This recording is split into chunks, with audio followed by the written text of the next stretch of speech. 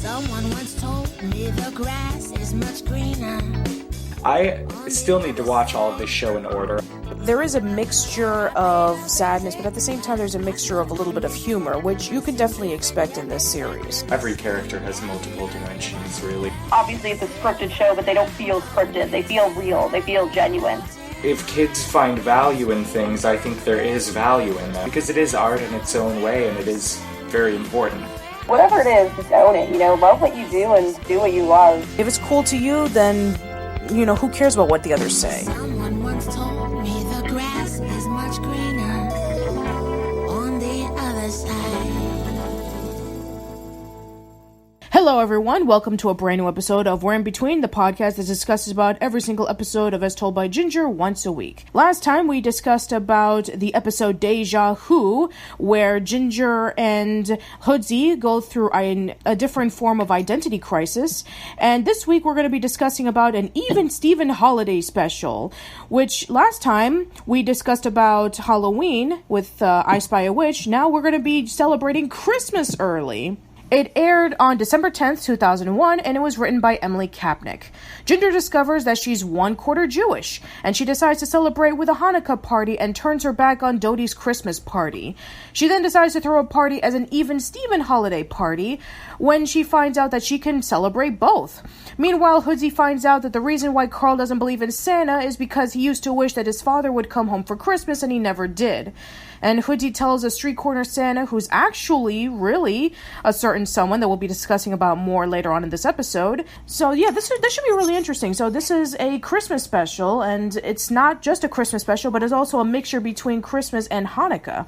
Yeah, I thought that this was an interesting insight, right? And kind of I think how a lot of people kind of deal with these types of things when you figure out something new about your culture and she wants to dive in. And Ginger definitely very quickly embraces, and maybe a little bit too much, maybe starts cutting out Christmas a little more than she should, but she definitely is very excited to learn more about, her Jewish heritage and all that. So I think it's it's interesting. We've talked about on our podcast, the Hanukkah episodes for Rugrats, but I think it's interesting to see that that's mentioned in another Nickelodeon show. Well, it makes a lot of sense since Klasky Chupo produces both Rugrats and As Told by Ginger, and since Arlene Klasky is Jewish, it would make a lot of sense why they would add in a little bit of Hebrew heritage to their programs. For sure. And it is funny when Ginger says, I'm one-quarter Jewish, and she has that realization, I see what Jared's doing here. He, this, Jewish klezmer, clarinet type music starts playing as Carl starts slowly opening a can. It's not entirely unlike a dreidel. Ah. Yeah, it's actually pretty interesting. So yeah, the episode begins with Ginger putting together her family tree, and she notices that it's pretty small. It's just her, Carl, and her mom. And then when she finds a picture of a man that she doesn't recognize, Lois then tells her that that was her grandfather, Ginger's grandfather, and that Lois's father was a rabbi, which is why he was wearing the yarmulke. And then Ginger realizes that she's one-quarter Jewish, and she kind of sees this revelation about there's a part of me that I don't really know about. There's a whole culture that is waiting to be explored.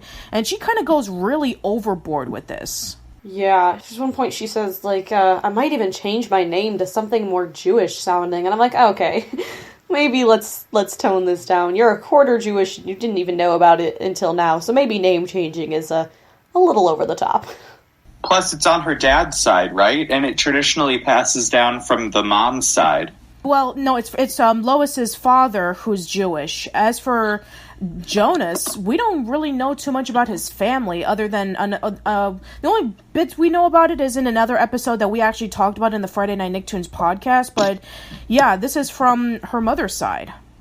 Right, but that would technically mean if Lois's mother is not traditionally Jewish. No, Lois isn't. No, she's not. And as mentioned later on in the episode, Lois never really saw herself as being heavily religious. So I guess it's just, she happens to be Jewish by her family heritage, but she never carried on the traditions. Totally. Yeah, and that's definitely a common thing I think you'll see. I know a lot of people, I've had friends who, are culturally but not religiously Jewish, but either way, she's definitely getting a little out of hand with it, and at first she's like, oh, well, I don't want a Christmas party, I want a Hanukkah party now, which, again, I understand, but at the same time, like, you just found out about this days ago, maybe you should, not turn your back on everything from beforehand in your life, too. Right. I mean, Rugrats has had a nice balance between celebrating Christmas and celebrating Hanukkah. In the first Christmas special of Rugrats, The Santa Experience, we see that they celebrate Christmas. And then later on, we see that they also celebrate Hanukkah. So they have a mixture of both. They celebrate both holidays, and they carry on both of the traditions. And it even follows up with All Grown Up, in which the episode of when Chucky wants to steal a Christmas tree so that he can actually have one that's really nice. We see Tommy and Dil wanting to think of a Hanukkah song that's not the traditional dreidel song. And then we have the second Rugrats Christmas special, in which they go over to kind of like the little village that's built up to be something that looks like Christmas, and they do celebrate Christmas, so they actually have a nice balance. But Ginger, on the other hand, just wants to completely throw away what she's celebrated her whole life, which is Christmas, just because she finds out that she's a quarter Jewish, and now she wants to go full-blown with the Hanukkah party. Yeah, and later in the episode, she does get a little bit more of that balance. That's the whole title of the Even Steven. It's all split even Steven down the middle. She has some Hanukkah, some Christmas, and all that, but she definitely gets a little over-enthused for a bit. I guess let's also switch over to the B plot, right, which is pretty much entirely Christmas-focused, but we get to see Carl talking about how he doesn't believe in Santa, while Hoodsey is very much still believes in him, very passionate about it, and it's kind of, I remember this is kind of a classic thing that happens, I think, in childhood years, right? That there's the one kid who still believes and other kids who don't, and, so on and so forth. When Hoodsey goes over and talks to what he thinks is just an inconspicuous street Santa, not realizing that it's Carl's dad, it's pretty melodramatic. And also the irony of Carl's dad playing Santa for money when he was never, around to be Santa for Carl, essentially. Brandon comes up while Hoodsey's talking to Carl's dad as Santa, and Brandon is, starting to tell him his wish list, and Hoodsey goes, not now, Brandon, and he goes, but Santa, and Carl's dad goes, go away, Brandon, Merry Christmas and goodbye.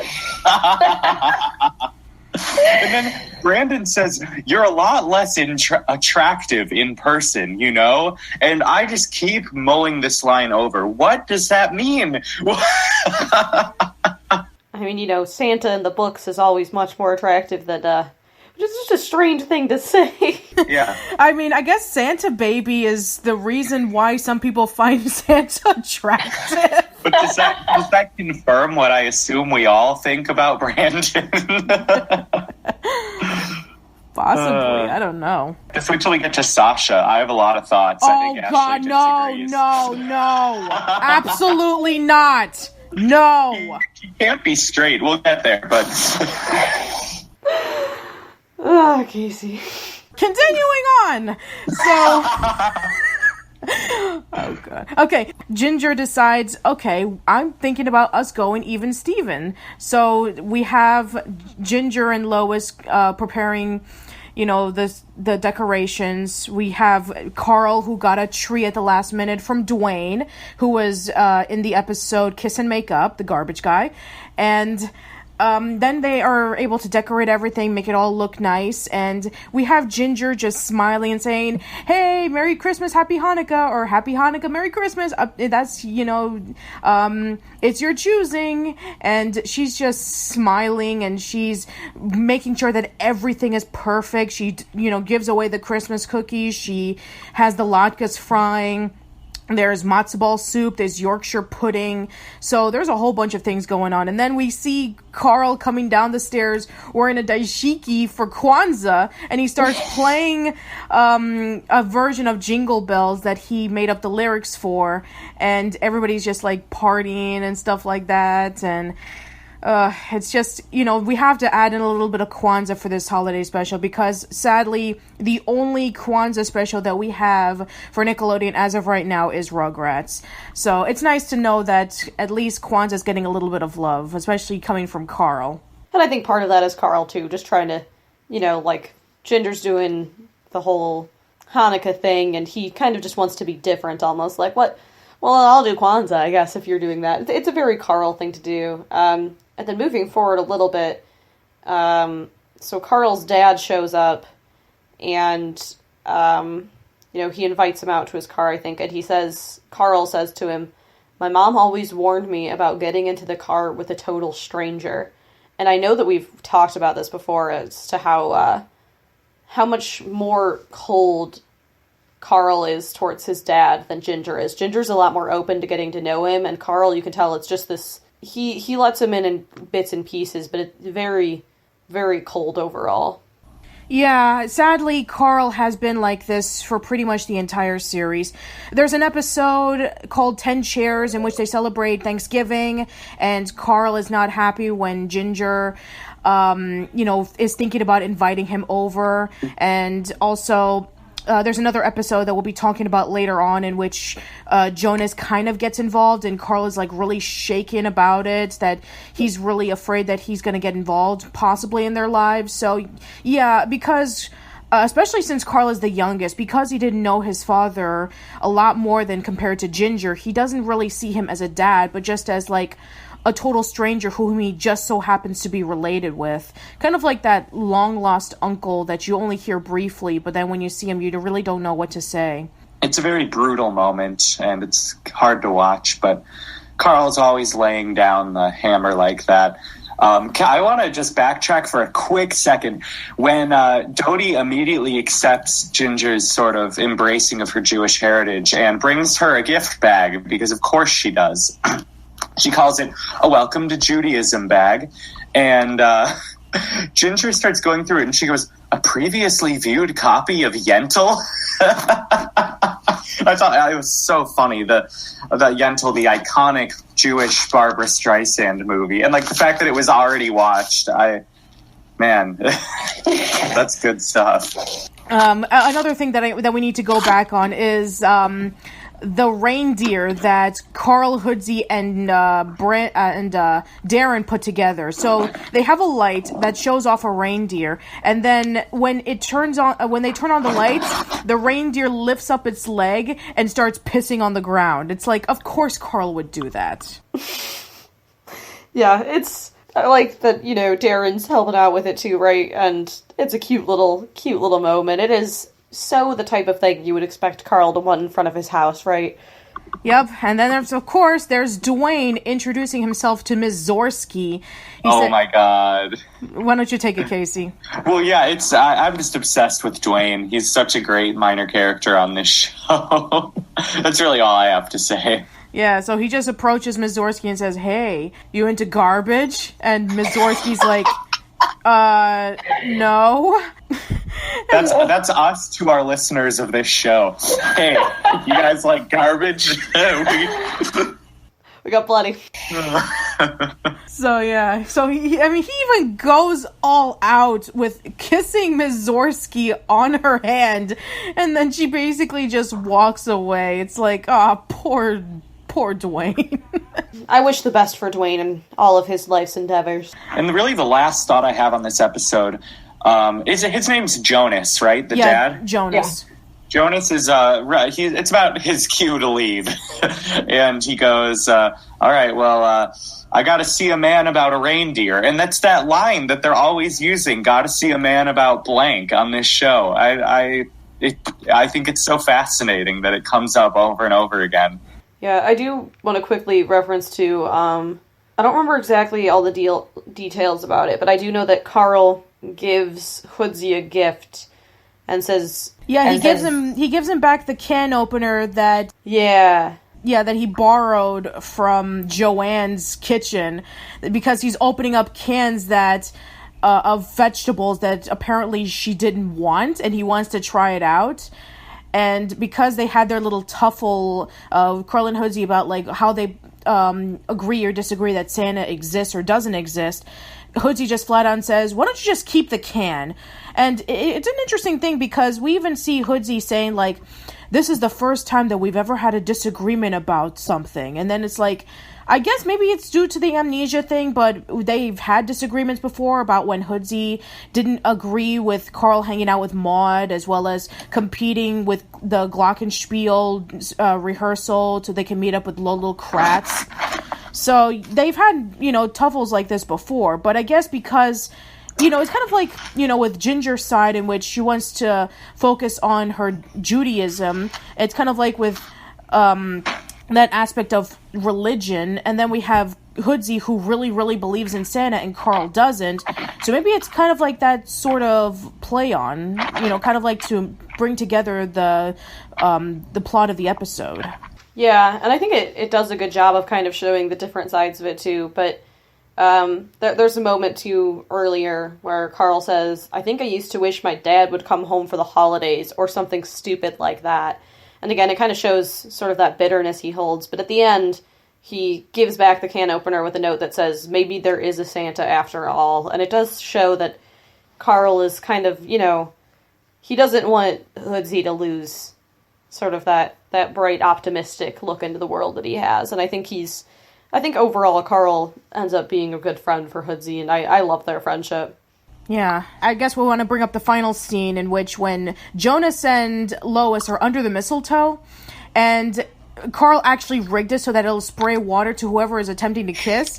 And you would think they would have like this little sweet moment with Lois and Jonas coming together, because this is the first time in the series that we see Jonas, and it kind of has that little spark, and maybe they have something for each other, but then it gets completely ruined when water sprays on them, and then Lois yells out, Carl! And that's basically it. And then, of course, we have to have, something humorous with Hoodsey wanting to wish for dance abilities for Christmas, and then when he turns on the radio thinking that maybe Santa granted him his wish, we see Hoodsey getting it down. So, perfect. Yeah, it's a cute episode. I guess, are we good to go into our yay or nays? Sure, just no super mess, Casey. I'm going to give it a yay. I was going to give it a meh, but then I thought it's a great episode in tracking the family dynamic between Carl, Ginger, and Jonas, and I'm always about that, so it's a yay from me. Yeah, I'm going to follow that up. Same general thinking. I love seeing this family dynamic. I think getting more of that sort of insight into Carl and who he is, and I think, he's got sort of this complex sort of character going, and I always like seeing more of that. Definitely not a, super yay, but I will give it a yay. I will do the same as well. I will give this episode a yay, mostly because it's nice to see the dynamics of the Foutleys, and also, this is a very important episode because it's the first episode that we do see Jonas Foutley, and he will be appearing in other episodes, and it'll start building up the relationship throughout the series. So I will give this episode a yay, not only because it shows the great dynamics between Ginger wanting to see if she can be able to balance out both holidays, Carl wanting to not believe in Santa because of wishing for his father to come back, but he never does, and Hoodsey trying to convince Carl that Santa's real. So, yeah, there's a lot of things to like about this episode, so I'm going to give it a yay as well. All right. Well, next week we'll have episode 17, Piece of My Heart. And thank you guys so much for listening.